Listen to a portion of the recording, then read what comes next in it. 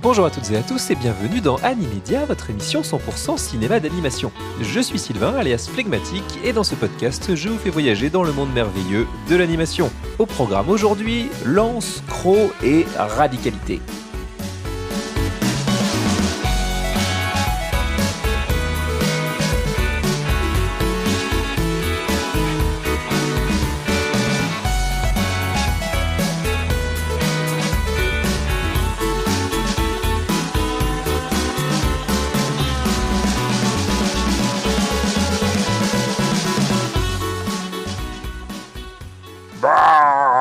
La famille. Bienvenue dans ce 4e numéro dans Série, le hors-série d'Animedia consacré aux séries d'animation. Parce qu'en ce moment, ça m'arrive, je ne sais pas si ça vous arrive à vous, mais je suis plutôt dans un mood série. J'ai un peu de mal à regarder des longs métrages et il y a tellement de choses qui sortent, on va en reparler, et tellement de bonnes choses qui sortent que voilà, j'ai envie de vous parler d'une de mes séries coup de cœur de ces dernières années. Voilà, vous l'avez constaté, c'est même un cri du cœur qui a ouvert cet épisode, une déclaration d'amour carrément à l'une de mes séries d'animation préférées de la vie, je pense carrément. On va parler de Primal de Genndy Tartakovsky. Et si je vous en parle maintenant, c'est parce que la saison 3 s'est terminée il y a quelques semaines sur HBO Max. On a un épisode bien dodu qui nous attend, alors sans plus tarder, je vais vous dire la structure de ce podcast.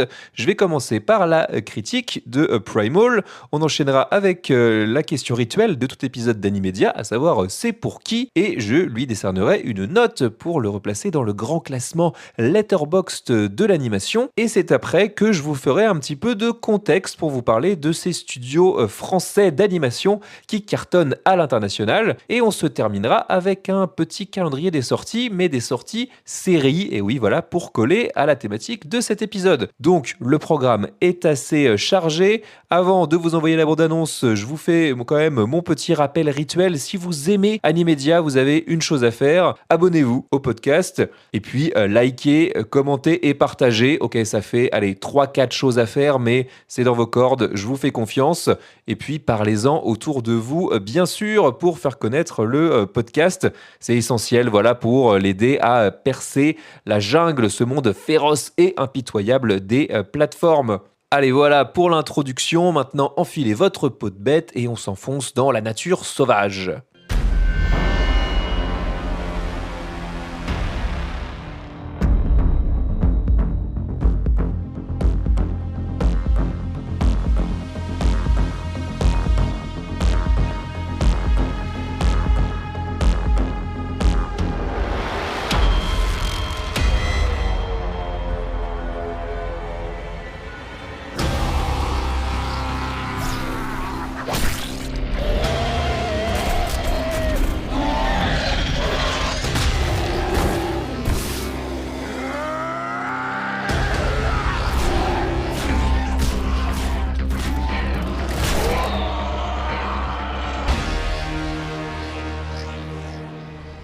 Dans un univers préhistorique et anachronique, un homme des cavernes nommé Spire ou Lance en VF et une femelle T-Rex nommée Fang, Croc, tissent d'improbables liens d'amitié alors qu'ils luttent pour leur survie dans un monde primaire et violent. Primal est une série en 3 saisons de 3 x 10 épisodes d'une vingtaine de minutes, sortie sur Adult Swim à partir du 8 octobre 2019 et disponible chez nous sur HBO Max. C'est une série créée et réalisée par Genndy Tartakovsky, produit par Studio La Cachette. Au casting, c'est rapide puisqu'on retrouve les voix de Aaron Laplante et Laetitia Eido, mais c'est globalement une série muette, je vais vous en reparler un petit peu plus tard. Et à la musique, on retrouve Tyler Bates et Johan Higginbottom. Avant de parler de Primal en tant que tel, il faut évidemment que je vous parle de son créateur, Genndy Tartakovsky. C'est pas la première fois qu'on l'aborde dans ce podcast. Je vais pas vous faire un rappel biographique, mais je vais vous lister quand même certaines de ses œuvres que peut-être vous avez déjà entendues, notamment Le Laboratoire de Dexter, Samurai Jack ou encore la première série Clone Wars. Et puis je vous ai déjà parlé dans Animedia de Quick qui est disponible actuellement sur Netflix. Et puis il a aussi fait les films Hôtel Transylvanie, mais bon, on a tous besoin de manger et de payer nos factures. Et il était également à la réalisation et et à la production des Super Nana.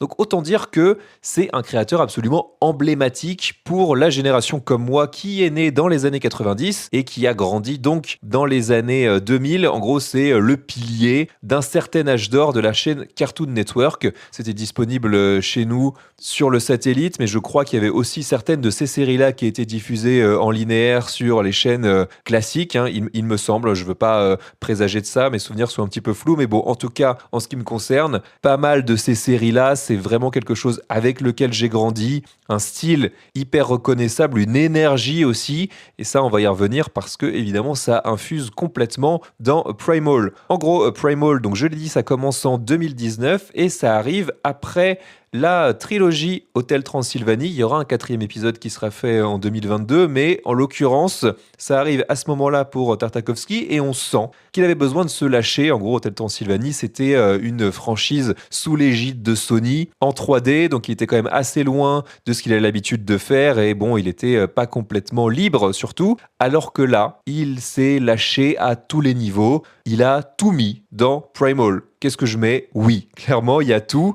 Déjà, on revient pour la série à un style d'animation en 2D, comme il en a l'habitude, avec un chara design très simplifié, mais pas du tout simpliste, attention, et des traits plutôt anguleux, ou en tout cas, les personnages sont vraiment caractérisés par leur style. On sent que Spear et Feng, les deux, sont quand même assez carrés dans leur design, là où d'autres personnages vont véhiculer autre chose à travers leur design. En tout cas, c'est à la fois à l'économie, dans le sens où on sent que l'argent, d'une manière générale, il n'est pas là-dedans, mais c'est en même temps hyper expressif, hyper efficace, et surtout, ce qui fait le sel de Primal se retrouve ailleurs. Avant de parler de ce qui fait la spécificité de la série, je vais quand même le dire tout de suite, en grignotant un petit peu sur la partie c'est pour qui, mais je pense qu'il faut le dire d'emblée, on n'est pas du tout sur du Dexter ou des Super Nana. Là on est à 2000% sur de l'animation pour adultes, avec de la violence, du sang, de la tripaille dans tous les sens, ça éclabousse absolument partout, et ce, à chaque épisode, donc il faut le savoir, il faut savoir ça sur la série, même en tant qu'adulte, hein, ça peut quand même mettre à mal à l'aise, c'est pas forcément quelque chose avec lequel tout le monde est ok, hein, c'est vraiment une série violente, énervée, comme on en fait peu, et c'est ce que je trouve qui fait sa force, c'est une série d'une viscéralité et d'une radicalité extrême, c'est vraiment, je pense, les deux mots-clés. Mais la radicalité, elle n'est pas que au niveau de on défouraille tout ce qui passe, on met du sang partout et regardez, on est hyper mature et c'est un truc pour les bonhommes et tout ça. Non, non, c'est pas du tout le propos de la série. Cette radicalité, elle est à tous les niveaux dès la manière dont elle a été pensée, puisque je l'ai dit rapidement en introduction, mais Primal, c'est une série muette, une série dans laquelle il n'y a pas de dialogue, où les seuls sons qui sont produits par les personnages, c'est des borborigmes d'hommes des cavernes, ou alors du langage incompréhensible, des langues qui n'existent pas et qui sont de toute façon pas sous-titrées, à l'exception d'un seul épisode, j'y reviendrai, mais qui n'est pas vraiment dans le canon de la série. Ce concept-là, il n'est pas complètement nouveau pour Tartakovsky, il avait déjà expérimenté dessus avec ce qui était un des meilleurs épisodes de sa saga Clone Wars, où l'idée, voilà, c'était de faire un épisode sans dialogue qui passait uniquement par les gestes, les personnages, et c'est encore plus fort dans Clone Wars parce que de mémoire, c'était une scène, un épisode avec des clones, donc en plus on pouvait pas se fier sur l'expression de leur visage puisqu'ils étaient masqués derrière des casques, alors que là c'est toute la série qui est pensée comme ça. Évidemment une série sans dialogue, ça ne veut pas dire une série sans écriture, parce qu'il faut réussir à faire passer ses émotions, et tout ça se passe avant à travers 3 éléments fondamentaux qui sont la musique, l'écriture, justement l'écriture des épisodes, de ce que les personnages vont vivre, de ce que les personnages vont véhiculer à travers leur corps, leur expressivité, et la mise en scène. Et bon, musique, écriture, mise en scène, vous avez grosso modo les 3 éléments essentiels de ce qui constitue l'art cinématographique.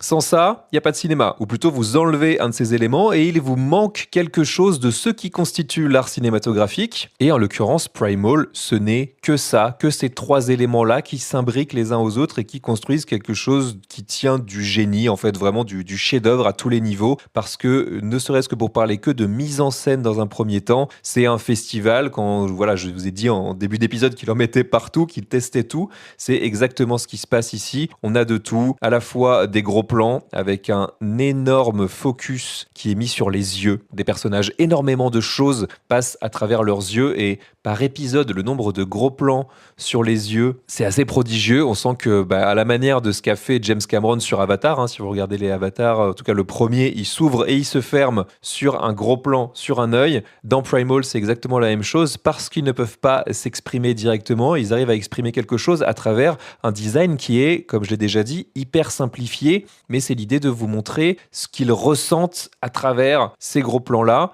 Mais c'est pas l'unique ressort de la série. On a, je vous ai dit de tout, des plans larges qui vont évidemment servir à montrer autre chose. Parfois les personnages écrasés dans des décors et dans des environnements gigantesques ou pour montrer ou du vide ou à l'inverse un environnement qui est surchargé. Et après, pour tout ce qui concerne les scènes d'action, des ralentis, du split screen aussi parfois, et puis une tonne de références. Ça, j'y reviendrai un petit peu plus tard. Si vous voulez, Tartakovsky est au sommet de son art. Quand même, et je peux le comprendre, vous avez grandi et aimé ces séries précédentes que j'ai citées. Là, vous avez le paroxysme de ce qu'il est capable de faire. C'est une série, pour donner un gros mot, qui est paroxystique par excellence, qui va pousser tous ces concepts très très loin. Ça aussi, je vais y revenir. Et cette mise en scène, c'est pas juste une question de quel cadre on utilise et des petits effets, des petits gimmicks de temps en temps. Ça se retrouve à tous les niveaux, à chaque seconde, à chaque minute, dans chaque épisode, où il y a aussi une gestion du cadre, encore une fois, de ce qu'on montre et à quel niveau on le montre. Et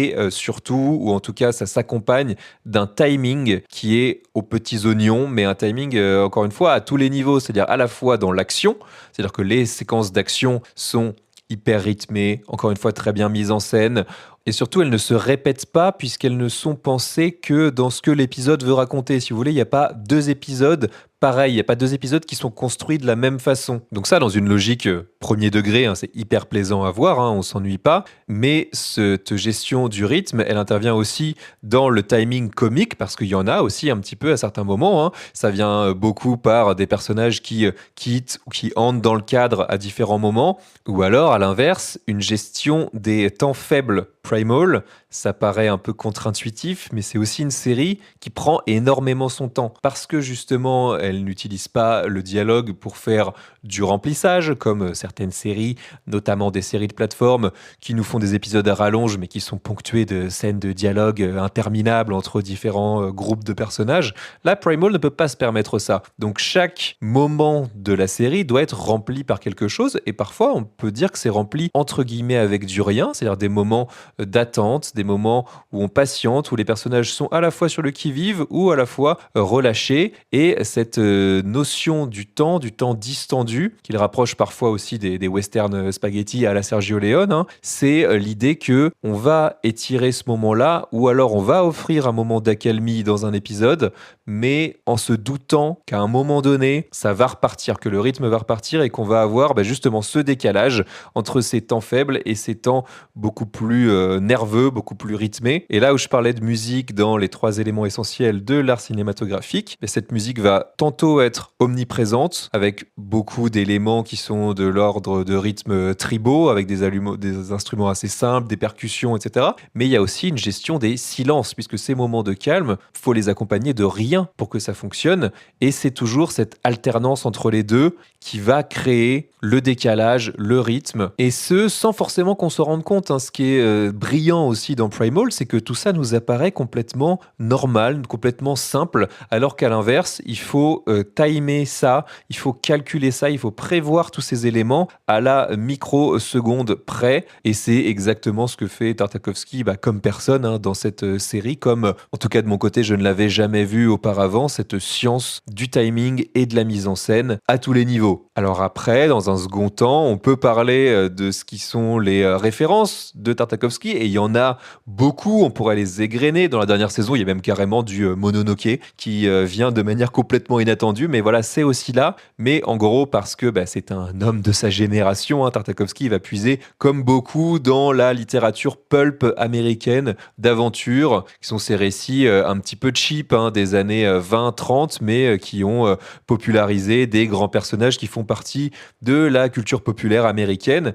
Et là, je pense qu'il y a deux influences majeures. Il y en a une qui prédomine sur tout le reste, c'est celle de Robert E. Howard, qui n'est nul autre que le papa de Conan le Barbare. Et d'ailleurs, les deux personnages, Spear et Fang, Lance et Crow, qui ne sont pas nommés indirectement dans la série, mais c'est comme ça que Tartakovsky les appelle, et c'est comme ça que, par extension, le spectateur les appelle aussi. Eh bien, Spear et Fang, c'est le nom de la toute première nouvelle publiée à 19 ans par Robert E. Howard. Donc, la parenté, la filiation, elle est très très claire. Et moi, j'y vois aussi un peu de Edgar Rice Burroughs, qui est le père de John Carter of Mars, qui a un récit très américain, qui a pas beaucoup voyagé jusqu'à chez nous et dont l'adaptation cinématographique par Disney dans les années 2010 c'est en plus complètement planté parce que c'est peut-être un petit peu trop éloigné de ce que les gens connaissent aujourd'hui, alors que c'est une influence majeure pour quelque chose qui a un petit peu mieux fonctionné qui s'appelle Star Wars. Et ça a beau être de la SF, il y a quand même quelques ponts directs.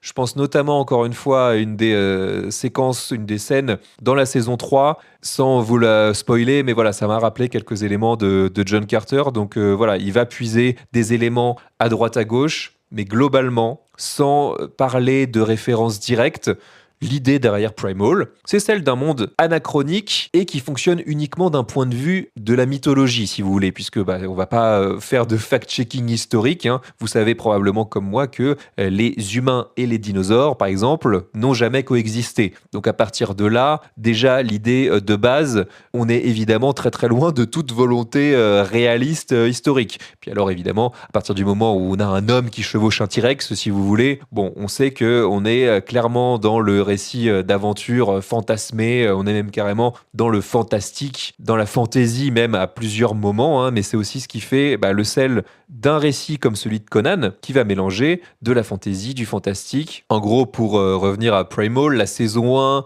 c'est plus ou moins la préhistoire, on va avoir des dinosaures, des mammouths, des tigres à dents de sabre, des choses comme ça. Dans la saison 2, on va basculer sur les premières tribus primitives, notamment les Vikings, mais aussi l'Égypte, les Sumériens, pas mal mélangé en gros l'Antiquité et le premier millénaire, si vous voulez. Et dans la saison 3, on va basculer un petit peu plus dans le fantastique. C'est un petit peu moins timé historiquement, si vous voulez, mais on va progresser. Il y a quand même l'idée d'une progression dans le temps, même si tout ça, évidemment, se mélange dans un grand tout qui peut paraître un petit peu foutraque. Et vraiment, si on compile tous les animaux, tous les peuplades qui nous font penser à des peuples qui ont vraiment existé, ça n'a pas beaucoup de sens, mais il y a quand même une cohérence globale à tout ça. Et d'ailleurs, c'est une des choses qu'avait dit Gandhi Tartakovsky dans une interview à Cartoon Brew, qui était l'idée de définir assez clairement ce qui existait et ce qui n'existait pas, ce qui était possible et ce qui ne l'était pas dans cet univers, pour pas qu'on puisse en gros partir dans tous les sens. En gros, ils avaient fixé un petit peu la limite aux extraterrestres et aux soucoupes volantes, si vous voulez, quoi. C'est que on a un certain nombre de choses auxquelles on peut s'attendre dans cet univers-là qui peuvent nous paraître cohérentes, de la magie, des zombies, des animaux qui s'apparentent, si vous voulez, à des figures mythologiques connues. Mais en revanche, voilà, on va se refuser d'aller dans une certaine extrémité pour garder cette cohérence interne. Et il y en a une quand même, hein, globalement. Et puis autre chose pour parler de ce versant mythologique, c'est qu'on va aussi aborder des concepts, des grandes idées qu'on va là encore pousser jusqu'au bout, jusqu'à leur paroxysme. On y revient à ce mot, encore une fois, c'est un des mots-clés de la série.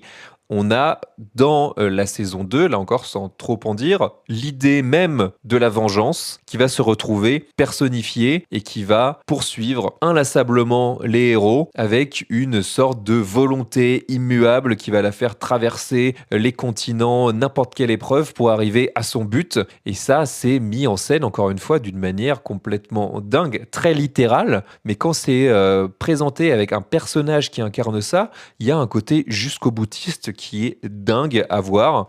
Et l'épisode qui le fait mieux que tous les autres, à mon avis, c'est l'épisode 7 de la saison 1, l'épisode dit du brachiosaure ou du dinosaure, en gros qui ressemble à un brachiosaure, un diplodocus, ce que vous voulez, qui se retrouve infecté par un autre dinosaure qui a la rage, ou une sorte de rage, encore une fois. L'idée qu'on se fait de la rage, en gros, et la rage, le sentiment, se retrouve incarné à l'écran par ce brachiosaure diplodocus, comme jamais je ne l'avais vu. Dans n'importe quelle œuvre que ce soit, série, film, animation, pas animation. C'est glaçant. C'est terrifiant même, vraiment, j'avais le souffle coupé pendant un épisode qui est là pour le coup une espèce de course-poursuite effrénée qui là en revanche ne s'arrête quasiment jamais pendant 20 minutes, où à chaque fois qu'on pense que c'est terminé, non, on va nous recréer un nouveau rebondissement, une nouvelle manière pour cette rage de s'exprimer et d'aller au bout du bout parce qu'elle ne peut faire que ça. C'est du jamais vu. Alors tous les épisodes ne fonctionnent pas selon ce principe-là, hein. Comme je l'ai dit, la plupart du temps, il y a quand même une rythmique et on nous laisse un petit peu plus le temps de respirer. Mais il y a aussi des épisodes comme ça qui nous prennent par surprise, qui nous prennent au corps. Et j'ai vraiment ressenti toutes ces choses-là dans Primal. Encore une fois, une série qui fonctionne essentiellement par la mise en scène et pas du tout par le dialogue. Et oui, on peut ressentir des émotions. Encore heureux, on peut faire ressentir des émotions sans passer par le dialogue. Je pense que c'est très important de le rappeler dans un monde qui est le nôtre où à l'inverse, on va entendre à droite à gauche des consignes données par Netflix où il faut que les personnages verbalisent tout ce qu'ils font ou rappellent le plot du film ou de la série parce que les gens sont en train de faire autre chose à côté ou alors ils sont pas complètement investis dans ce qu'ils sont en train de regarder. Ben non, Primal, si vous faites ça, ça ne marche pas. Et de toute façon, je vais vous dire, vous saurez très vite si ça fonctionne sur vous ou pas. Mais à partir du moment où vous lancez un épisode, si ça fonctionne sur vous, vous ne pourrez pas décrocher. Vous ne pouvez pas faire autre chose en même temps puisque tout passe par l'écran, ce qui est montré. Et voilà, c'est ce qui fait la beauté du cinéma. C'est ce qui fait la beauté de ce qu'on a envie de voir. On est tellement habitué à une forme de récit qu'on a l'impression que c'est la seule forme qui existe. Mais non, il existe des propositions comme ça, radicales encore une fois. C'est clair que là, tu vas pas aller chercher le grand public, mais qui nous rappellent que l'essence même de la narration au cinéma dans une série, c'est ça. Je me recentre un tout petit peu, mais j'avais pas encore précisé une chose, qui est que Primal, c'est une série qui fonctionne au départ, hein, en tout cas plutôt pour la saison 1, comme une compilation d'épisodes indépendants. C'est mieux quand même de les voir les uns à la suite des autres, hein, mais après tout, vous pouvez tout à fait, si vous êtes conquis par ce que je viens de dire, vous commencez par l'épisode 7, et puis voilà, ensuite vous aurez un petit peu de contexte en reprenant la série dès le départ. Au début, voilà, on est sur une compilation plutôt d'épisodes indépendants qui tournent vraiment autour de la survie. C'est des personnages dont le seul objectif est de survivre dans un environnement hostile, avec à chaque fois une nouvelle menace qui va pas se montrer, se caractériser de la même manière, puisque vraiment le point de départ, hein, il est très très simple. Hein. C'est donc cet homme des cavernes et ce dinosaure qui s'associent contre un ennemi commun qui est un plus gros dinosaure, si vous voulez, qui a décimé leurs familles respectives. Et puis c'est à peu près tout. Hein. Ils se rendent compte qu'ils ont besoin l'un de l'autre. Ils apprennent, c'est vrai qu'au fil de la saison 1 quand même, à se connaître et à s'apprécier et à s'aimer. Hein. C'est une amitié qui va même au-delà. Hein. Enfin, en tout cas, c'est quelque chose d'assez qui devient assez fusionnel. Mais on est plutôt sur voilà, des épisodes presque anthologiques. Et à partir de la saison 2, il y a un fil narratif qui devient quand même un petit peu plus clair. Il y a un nouveau personnage qui rentre dans l'histoire. On part sur un nouveau continent, etc. Voilà, et ça, quand même, ça devient un peu plus feuilletonnant. Et c'est encore plus le cas dans la saison 3, qui fait un petit basculement inattendu, d'ailleurs, au tout début, que je vais pas spoil, hein, mais qui gâche un petit peu pour moi un sentiment qui est primordial dans une série comme ça. Je l'ai dit dans l'épisode 7 de la saison 1, mais c'est le cas quand même d'une majorité d'épisodes. On a peur pour les personnages. Et ça aussi, c'est nouveau. Hein. C'est pas une peur, si vous voulez, à la Game of Thrones, où n'importe quel personnage qu'on aime peut se faire trucider comme ça du jour au lendemain ou d'une minute à l'autre. Mais c'est la peur de cette menace qui, à chaque fois, est plus grande et de se demander, mais comment est-ce qu'ils vont faire pour s'en sortir ? Alors parfois, il y a un petit côté ta gueule c'est magique, hein, et on est avec le personnage de Spear qui est littéralement surhumain, si vous voulez, par moment. Mais quand même, il y a ce truc qui vous prend aux tripes et qui vous dit mais là, c'est pas possible, là, ils sont trop nombreux, ils sont trop forts en face. Et bon voilà, ce petit twist scénaristique au début de saison 3, je trouve au départ, casse un petit peu ça. Et puis ça part sur autre chose, en fait, ça cherche à raconter autre chose. C'est vrai qu'on n'est plus dans de la survie forcément pure. Il y a d'autres velléités qui rentrent en ligne de compte. Je pense que Tartakovsky avait eu envie de raconter, de partir sur autre chose. Ça en fait quand même, je trouve, la saison la plus faible des trois, Mais bon, quand vous êtes tout en haut, si vous voulez, pendant 2 saisons, vous pouvez faire quelque chose qui est légèrement en dessous. Ça restera bien plus haut que la majorité des productions actuelles, si vous voulez. Et puis en plus, cette saison 3, on va quand même pas bouder notre plaisir parce que pendant très longtemps, on ne savait pas si elle allait arriver. On savait pas trop ce qui se passait. Alors moi, l'avantage que j'ai eu, c'est que j'ai découvert la série assez tard.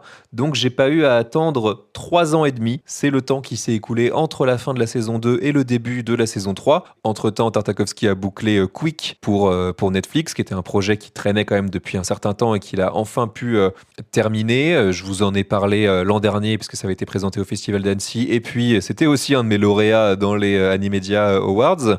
Mais donc, en revenant sur cette saison 3, à la base, c'était la première communication qui avait été faite, c'était de nous dire que l'histoire de Spear et Feng, à la fin de la saison 2, elle était bouclée. Voilà, il avait raconté tout ce qu'il voulait raconter, et la saison 3 allait basculer sur, eh bien, comme je l'ai laissé entendre au départ, une série d'anthologies. Mais vraiment, c'est-à-dire avec des histoires indépendantes, déconnectées les unes des autres, avec différents personnages. On savait même pas forcément si ça allait garder ce contexte préhistoire fantasmée, anachronique, etc. Ou si on allait partir sur complètement autre chose. Comme l'épisode 5 de la saison 2, qui est vraiment un épisode à part, au sein de la saison, en plein milieu, qui prend une espèce de risque, mais pour raconter quelque chose qui est central à la série, une vraie thématique forte de la série, qui est la nature profondément violente de l'homme, de l'humain, la rage qu'il a en lui, qui est capable de se réactiver pour assurer sa survie. Et c'était un épisode hyper fort, quand même on perdait les personnages principaux, il arrivait à nous en représenter de nouveau et à partir vers quelque chose de très très différent dans une espèce de, là encore, Angleterre victorienne un peu fantasmée, mais un contexte historique beaucoup plus clair. Et c'était assez brillant dans ce que ça cherchait à raconter, tout en gardant le rythme et puis cette accumulation de références dont Tartakovsky est friand. Mais en gros, c'était une petite respiration, je mets des guillemets parce que c'était un épisode encore une fois bien énervé, avant la dernière ligne droite de la saison 2, qui est juste complètement dingo, avec là encore 3 épisodes vraiment qui se font suite, qui s'appellent même carrément partie 1, partie 2, partie 3, donc on a ce côté beaucoup plus feuilletonnant à partir de là, si vous voulez, et avec de nouveaux antagonistes qui sont absolument géniaux là encore. Bref, on en arrive un petit peu au bout de cette partie critique, de ce que je voulais vous dire sur la série. J'espère, je pense, que vous avez compris que pour moi c'est tout simplement une des meilleures séries, animation ou pas, hein, une des meilleures séries de ces dernières années, voire une de mes séries préférées tout court en fait, hein, qui n'a pas, et ça c'est vraiment dommage, le retentissement qu'elle mériterait. Déjà que le cinéma d'animation est un petit peu le parent pauvre du cinéma, qui manque globalement de retentissement, de chambre d'écho. Alors vous imaginez les séries d'animation, quand on parle pas d'animation japonaise qui a carrément voilà, sa niche à part, hein, qui a son fandom si vous voulez, quand on parle de séries d'animation occidentale, c'est vrai qu'on est déjà un petit peu dans la niche de la niche. Il faut déjà être suffisamment fan et amateur d'animation pour aller vers de la série d'animation. Donc en fait, c'est mine de rien assez rare, ça n'a pas du tout autant de retentissement. Et puis, c'est quand, en fait, la dernière fois, par exemple, que vous avez vu une série d'animation aux Emmy Awards, qui sont les récompenses annuelles pour le monde des séries. Personnellement, j'ai l'impression que jamais. Il n'y a même pas de catégorie meilleure série d'animation. Arrêtez-moi si je me trompe, hein. Alors, ça mettrait l'animation, encore une fois, dans une case qui lui ferait ne pas prétendre aux récompenses suprêmes, mais j'ai l'impression qu'il n'y a même pas ça. Les Annie Awards, qui est la cérémonie annuelle spécialisée dans l'animation, c'est bien sympa, mais ça touche pas du tout le grand public. Et même si une série cartonne aux Annie Awards, bon bravo, ça va, ils vont être 3 à applaudir dans leur coin si vous voulez, et c'est pas pour autant que ça va aller intéresser le grand public. Donc faites-moi plaisir, faites sortir Primal de cette niche dans laquelle elle ne devrait pas être et entrez dans le camp de ceux qui savent. Voilà, maintenant vous savez, Primal c'est une tuerie dans tous les sens du terme, hein, et c'est disponible sur HBO Max. Donc si vous avez un abonnement HBO Max tout court, évidemment ça fonctionne. Si vous êtes abonné via Canal+, ça fonctionne aussi. Peut-être même que vous pouvez passer par Prime Video. Enfin bref, il y a plein de moyens aujourd'hui de voir cette série-là, ce qui n'était pas forcément le cas à l'époque où elle est sortie. J'ai souvenir qu'il y a un moment où elle était disponible nulle part, mais là c'est pas le cas. Donc allez-y, foncez, et puis revenez me voir. Et si à l'inverse, vous connaissez déjà bravo, vous êtes quelqu'un d'exception, et venez vous manifester, parce que j'ai l'impression qu'on est beaucoup trop peu à en parler, et voilà, c'est aussi pour ça que je fais ce podcast.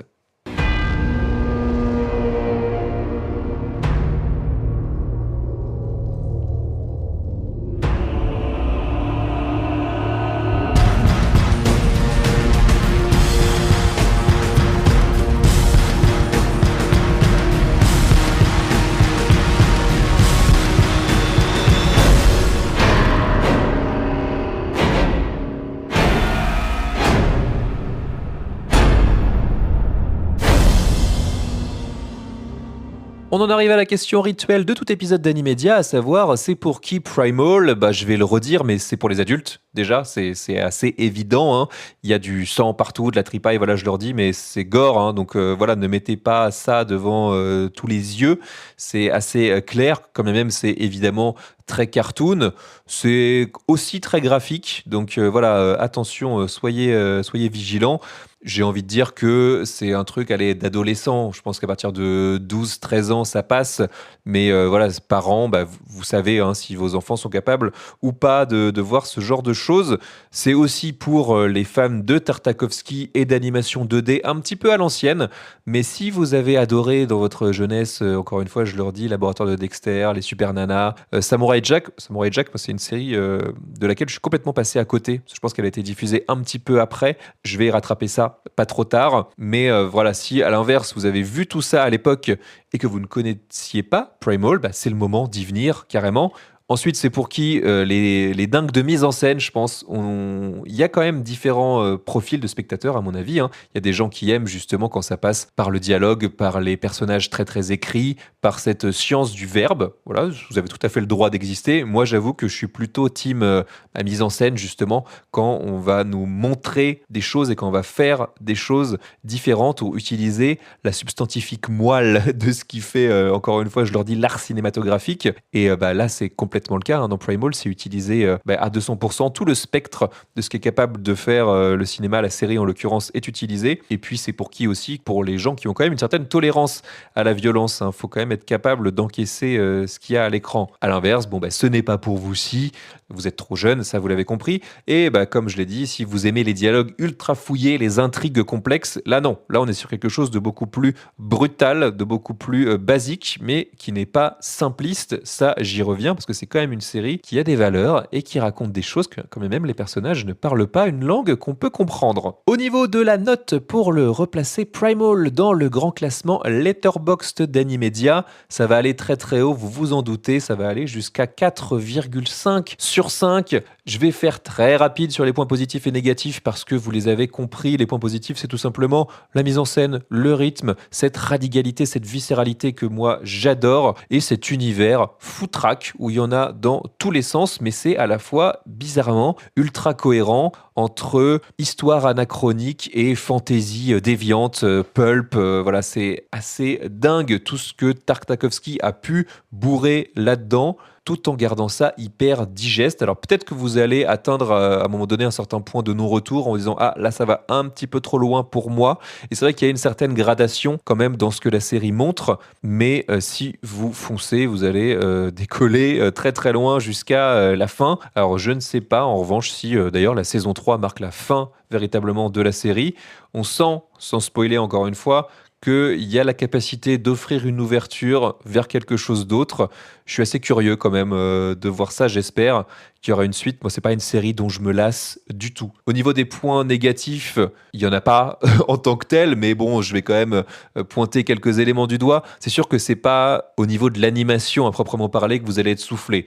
C'est pas Arcane ou Spider-Verse, si vous voulez. Ça ne crée pas véritablement de choses nouvelles visuellement. C'est vraiment la grammaire du cinéma qui est employée. Encore une fois, le montage, la mise en scène, les silences, le rythme, le cadrage, etc. C'est ça qui fait la spécificité de Primal et pas son animation qui est de la 2D, encore une fois, je leur dis, assez classique. Et puis, c'est histoire de pinailler, mais comme j'ai déjà dit, la saison 3 est légèrement en dessous des précédentes. Mais bon, si vous avez vu et adoré les 2 premières saisons, il n'y a pas de raison de s'arrêter là. Au niveau du classement Letterboxd, alors c'est un peu étonnant parce qu'en temps normal, Letterboxd ne recense pas les séries, mais là, en l'occurrence, Primal est disponible sur Letterboxd. Alors j'ai l'impression qu'il n'y a que la saison 1, mais bon, ça marche, hein. Donc voilà, si vous allez sur la page Letterboxd d'Animedia, vous retrouverez la note que j'ai mis à Primal, 4,5, ce qui la replace sous Cowboy Bebop. J'ai pas trouvé de série d'animation que j'estime plus, où c'est un 5 sur 5, voilà, un jour j'en parlerai, mais c'est un gros morceau morceaux, faut me laisser le temps. Beaucoup de choses, de toute manière, sont sous Cowboy Bebop, donc c'est pas un problème, hein, voilà. Ça met pour moi Primal au même niveau que Cyberpunk Edge Runners, qui était une excellente surprise sur Netflix et qui là aussi allait très très loin dans ce que ça montrait visuellement à l'écran, avec en plus une qualité d'animation assez dingo, et ça la met devant le combat des chefs, qui est le précédent numéro dans série, que vous avez un épisode disponible avec l'ami Menro. On vous avait parlé de ça pendant une bonne heure et demie, hein, donc allez jeter une oreille et puis allez regarder ça. C'est aussi sur Netflix et ça vaut complètement le coup. Voilà pour Primal, mais j'avais envie de vous rajouter un petit peu de contexte, puisque Primal est produit par un studio français. Alors on va en parler tout de suite. Oh. Vous voyez tous ces guerriers bien armés? Ils pensent que vous avez tué leur chef et ils veulent votre mort. Quick? Et action! Oh la dame! Potos? Oh non, on est que des acteurs!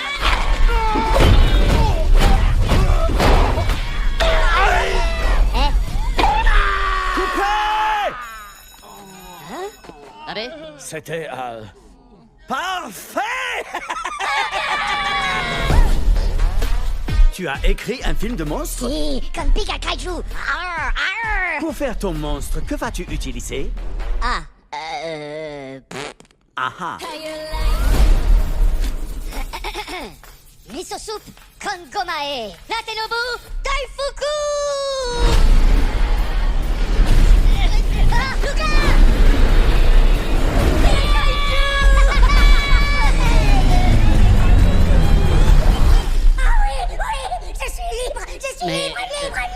Non, les Pika Monstres! Hein, quoi? Dans cette partie contexte, effectivement, l'idée c'était de vous parler de ces studios français d'animation qui cartonnent à l'international. Et il y a de quoi faire. Je vais essayer quand même d'aller un petit peu plus vite que la partie d'avant, rassurez-vous. Mais parce que la France, il faut le savoir, a un savoir-faire ancestral dans le monde de l'animation. Déjà, on peut commencer par le tout début. Je ne vais pas vous refaire l'historique depuis la fin du 19e siècle, mais l'animation en tant que telle a été créée par un Français. C'était Émile Reynaud en 1892 qui avait créé le théâtre optique 3 ans avant le cinématographe des frères Lumière. Je ne vais pas vous détailler plus que ça parce que ce serait un petit peu fastidieux. Il y a eu énormément d'inventions à cette époque-là et qui ne permettaient pas de faire ça en masse comme le cinéma a pu le faire par la suite. Mais pour vous donner le point de départ, en gros, ça vient pas de nulle part tout ça. Et c'est quelque chose, d'une manière générale, qui a toujours fait partie de notre culture. On a toujours formé des gens à bosser dans ces domaines-là, dans ce métier. Il y a un vrai, je le redis, savoir-faire avec des vraies places fortes au sein de l'animation qui se sont développées chez nous, que ce soit notamment à Angoulême ou alors l'école des Gobelins à Paris, qui est réputée à l'international. Tous les ans, il y a cette promotion de films d'école qui sortent des Gobelins, qui se retrouvent pour la plupart, en tout cas un certain nombre, parfois sélectionnés carrément dans des festivals et qui lancent véritablement des carrières. C'est pas un hasard si en octobre 2025, Guillermo del Toro a lancé en partenariat avec Netflix un studio de stop motion au Gobelin. Il y a carrément le co-CEO de Netflix, Ted Sarandos, qui était présent pour l'occasion. Donc c'est en France qu'on fait ces choses-là et pas ailleurs, et c'est un véritable choix. Aujourd'hui, la France, d'une manière générale, est le 3e pays le plus influent en animation, derrière les États-Unis et le Japon. Et en Europe, on est leader d'assez loin. Et je rajoute une dernière couche, mais le plus gros festival international du cinéma d'animation, créé en 1960, il est à Annecy. Voilà, et aujourd'hui, c'est un passage obligé pour tous les plus gros studios, pour tous les plus gros projets en animation. Depuis quelques années, ça a explosé, Annecy. Et si Pixar, l'an dernier, fait un panel pour présenter ses prochains projets pour les prochaines années, il le fait à Annecy. C'est pas un hasard non plus, parce qu'il sait que le monde, à la fois des passionnés, à la fois des professionnels, se réunit là-bas. Et voilà, c'est en France, c'est chez nous. Pour revenir sur ce dont je voulais parler à la base, les studios français, peut-être que la plus grosse vitrine de l'animation française à l'international, c'est évidemment Illumination, qui a été créé en 2007, mais c'est une histoire un petit peu compliquée, puisque à la base, on parle du studio qui s'appelle MacGuffling, qui est en fait un studio d'effets spéciaux, qui a travaillé sur la télévision, sur des publicités, puis qui est entré dans le monde du cinéma cinéma et qui en gros s'est retrouvé à travailler avec le studio Illumination, qui est là pour le coup un studio bien américain, californien,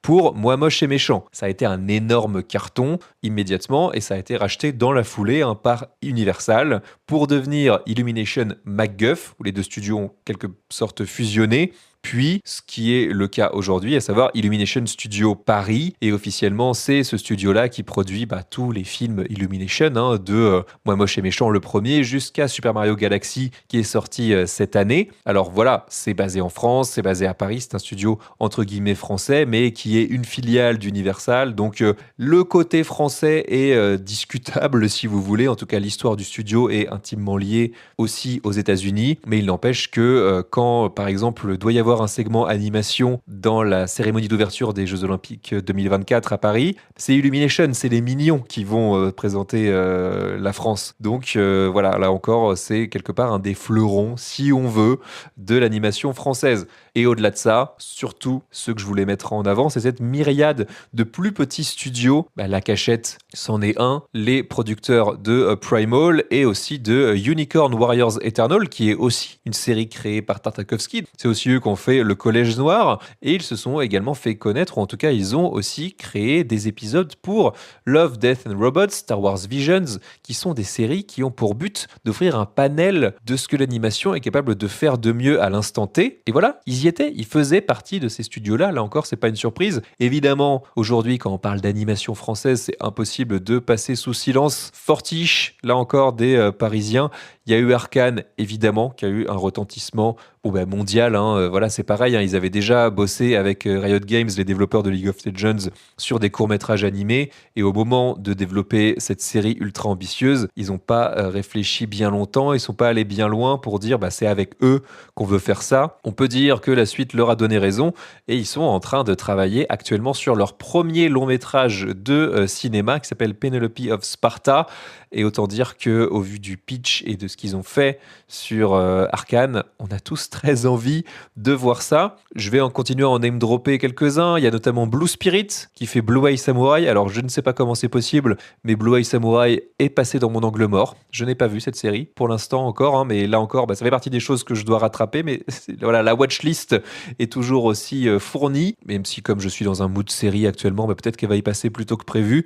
Ils ont aussi fait le reboot des Mystérieuses Cités d'Or il y a quelques années. Et puis, voilà, j'ai parlé plutôt du Combat des Chefs. Le Combat des Chefs, c'est par le studio toulousain de TAT Productions, qui là encore, je pense, s'est fait largement repérer à l'international grâce à Netflix. Ils ont aussi fait Falcon Express, qui est un film d'action-aventure un petit peu plus classique, notamment, mais c'est pour vous dire qu'il y en aurait quand même un certain nombre. Et là, voilà, je vous ai parlé des studios, mais je parle même pas des créateurs historiques du cinéma d'animation français qui ont influencé des décennies d'artistes, d'auteurs à travers le monde. On peut en citer quelques-uns, là encore. Émile Cole, pour parler des pionniers. Paul Grimaud, Le Roi et l'Oiseau, je pense qu'en termes d'influence sur nul autre que Miyazaki, Takahata notamment, et tout ce que ça a donné derrière, ça se pose là. Dans les un petit peu plus contemporains, Sylvain Chomet notamment, les triplettes de Belleville, illusionnistes. Michel Oslo, Kiriko la sorcière, Azur et Asmar, je pense que là, à l'international aussi, ils savent se prosterner devant ça. Jean-François Laguioni, qui a travaillé avec Paul Grimaud, ou encore Florence Mihail, qui est, elle, pour le coup, une pionnière reconnue à l'international dans la peinture sur verre, notamment l'animation un petit peu plus expérimentale. Donc, la France est partout dans l'animation, et d'ailleurs, elle est très bien représentée aux Oscars ces dernières années, et encore, justement, cette année. Et c'est vrai que je me suis rendu compte qu'on s'y habitue. Moi-même, je ne l'ai pas plus pointé du doigt que ça, alors que, à côté de K-pop Demon Hunters, soutenu par Sony avec un budget promo démentiel, à côté de Zootopie 2 et Lio, donc du Disney, du Pixar, on avait 2 petits films indépendants français, Arco et Amélie et la métaphysique des tubes. C'est quand même un truc de ouf. Parmi toute la production qui sort à travers le monde, c'est nous qu'on est représentés à travers 2 films sur 5. Et si on parle encore une fois purement de cinéma, de qualité cinématographique, c'est l'un des 2 qui aurait dû gagner. Voilà, on le sait. Moi-même, j'aime pas mal K-pop Demon Hunters, mais ça vaut pas un Arco ou un Amélie, soyons clairs. Et d'ailleurs, celui qui avait gagné l'année d'avant, Flow. Alors certes, c'est par un réalisateur letton, et d'ailleurs c'est même une coproduction entre notamment la Lettonie, la France et le Luxembourg, mais la France faisait partie des pays dans lequel était développé le film, donc c'est un peu, si on peut dire, une victoire française aussi, qui a su devancer des super productions américaines, comme Vice Versa 2 par exemple. Donc voilà, on est capable de faire ce genre de choses, et si vous suivez sur Instagram notamment des comptes qui parlent de films un peu méconnus ou sous-cotés en anglais ou à l'international, ils vont pointer du doigt très souvent des petites pépites françaises qui sont peut-être un petit peu moins connues dans leur pays à eux, mais que nous on connaît bien. Et voilà, par exemple, on peut passer assez rapidement sur Kirikou. On peut peut-être le regarder un petit peu de haut, mais regardez la qualité que ça a. Voilà, regardez l'inventivité par rapport à ce qui se fait aujourd'hui. Vous vous rendrez compte que, oui, en France, on sait y faire. Allez, voilà, une fois n'est pas coutume pour ce passage un petit peu plus chauvin dans ce podcast, mais parce qu'on le mérite quand même, il faut bien le dire. Et on bascule tout de suite vers le calendrier des sorties. Notre cible est un chef d'organisation criminelle. Il est lié à plusieurs syndicats du crime. Et il se bat avec un sabre laser.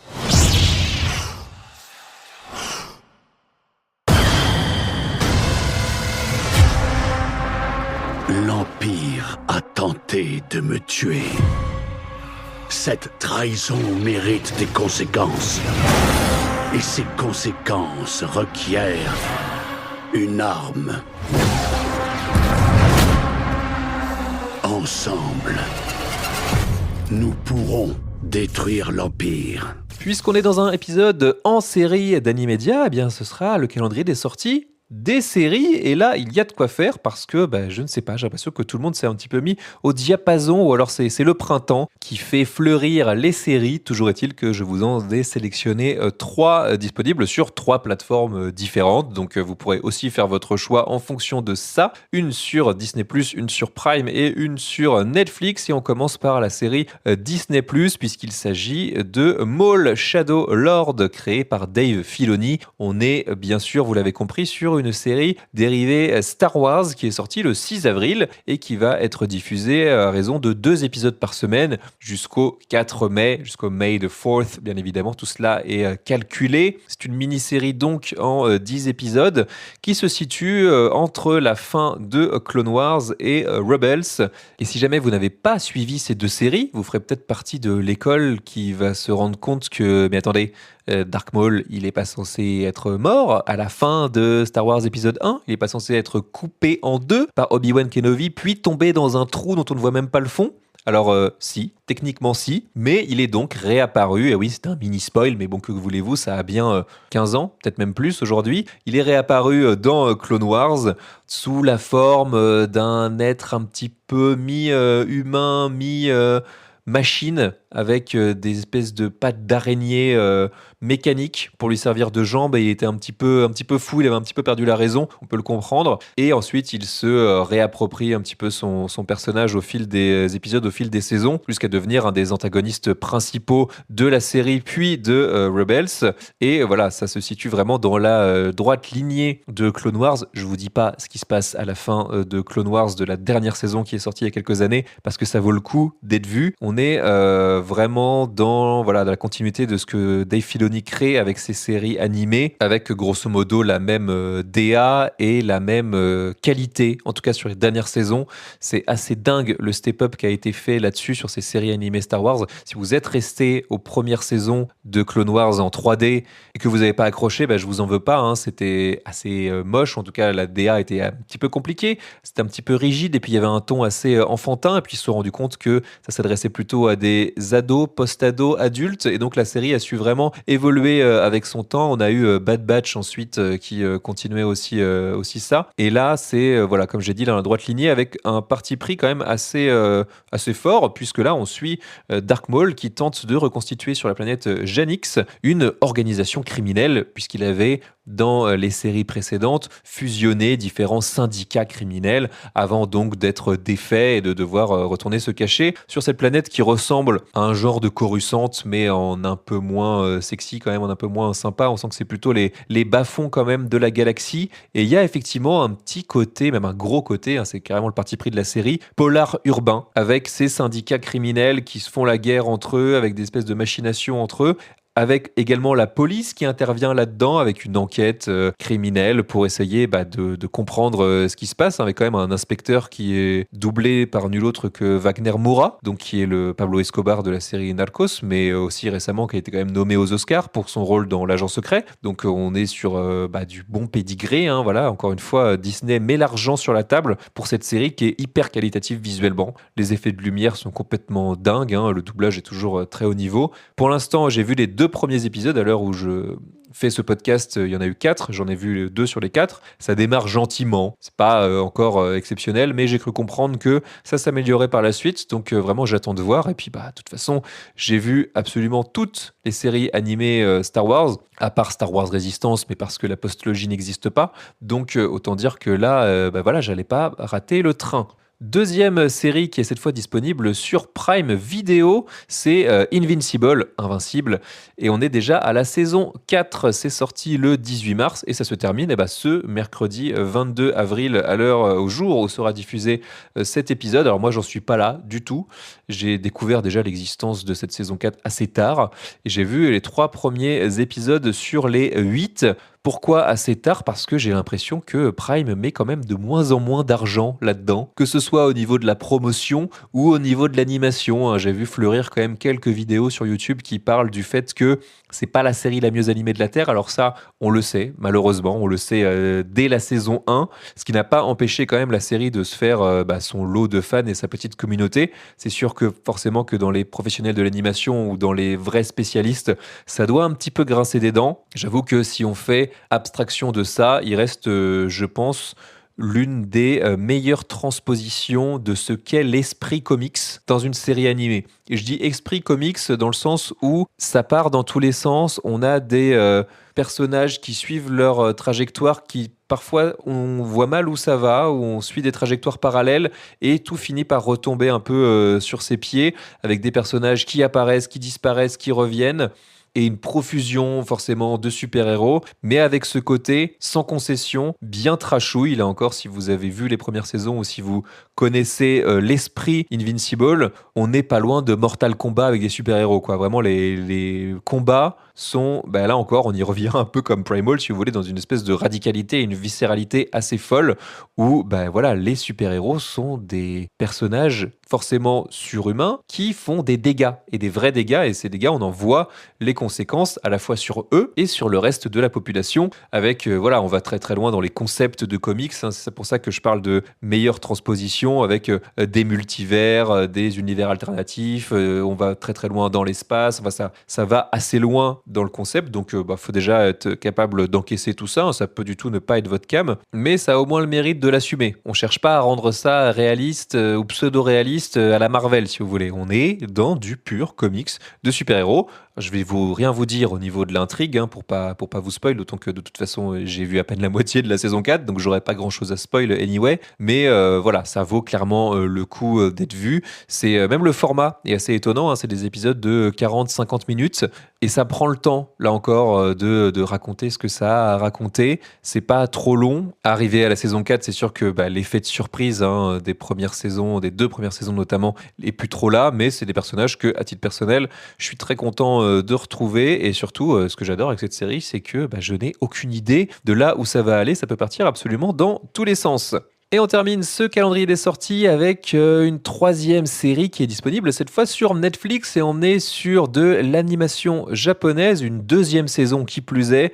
2e saison que, très honnêtement, je pensais ne jamais voir de ma vie, puisque la saison 1 avait été diffusée en 2020, et enfin, on a la suite, et cette série, c'est Doro et Doro. Et alors là, pour le coup, je vais le dire très clairement, si Primal, c'est une de mes séries préférées de la vie, je pense que Doro Doro aussi. En tout cas, la saison 1 m'avait soufflé. On me l'avait vendu sur pas grand-chose, à vrai dire. C'était vraiment un ami dont je connaissais les goûts sûrs en termes d'animation japonaise qui m'avait dit « Vas-y, je te dis rien, mais fonce. C'est un des meilleurs trucs que j'ai vu en termes d'animation japonaise de ces dernières années. » Et il avait raison, le bougre. Parce que clairement, ça a été un direct au foie, cette série. Je n'ai rien vu donc de la saison 2 qui a commencé le 1er avril et qui va durer jusqu'au 27 mai.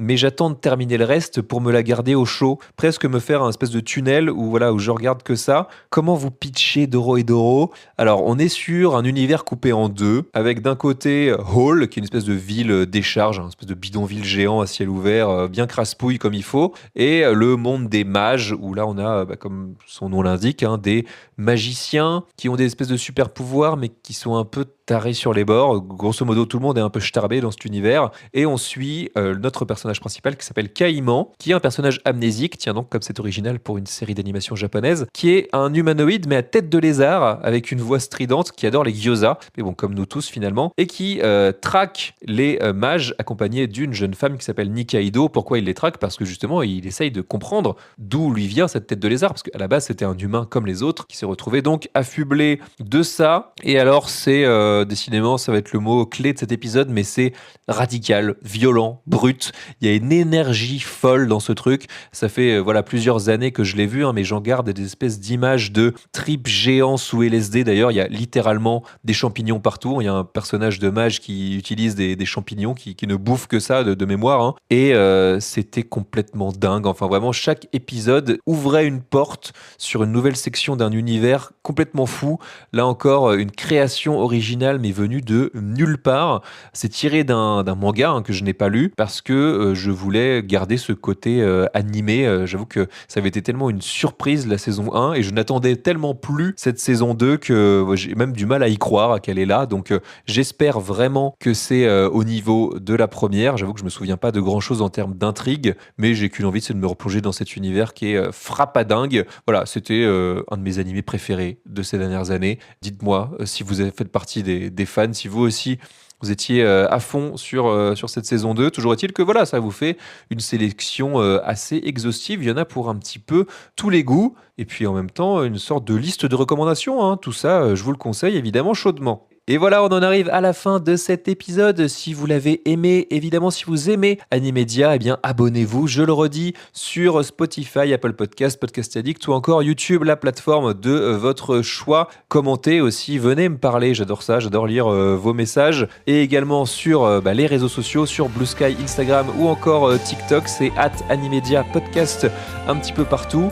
Je me suis lancé, peut-être pour vous donner envie, sur Blue Sky dans un thread des clips animés musicaux. Et je découvre de très belles perles, j'écoute de très belles choses, à la fois au niveau musical et à la fois au niveau purement animation, avec là encore un certain nombre de pépites créées par des studios et des créateurs français. Donc c'est pour vous donner une petite idée de ce que je peux faire sur les réseaux. Je ne fais pas que relayer les épisodes. J'essaye aussi de discuter le plus possible avec vous. On se retrouve, je ne sais pas encore trop quand, vous avez pu voir que la parution du podcast est un petit peu distendue ces derniers temps, mais soyez sûr que la prochaine fois ce sera pour vous parler encore une fois d'animation de qualité, qu'elle soit française ou non. D'ici là, portez-vous bien, je vous fais des bisous et ciao.